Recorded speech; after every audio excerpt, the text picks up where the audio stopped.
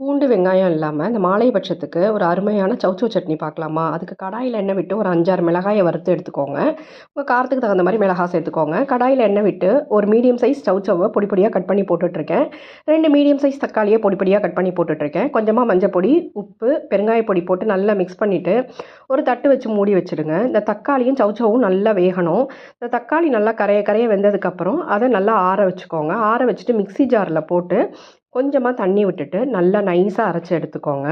கடாயில நல்லெண்ணெய் விட்டுக்கோங்க.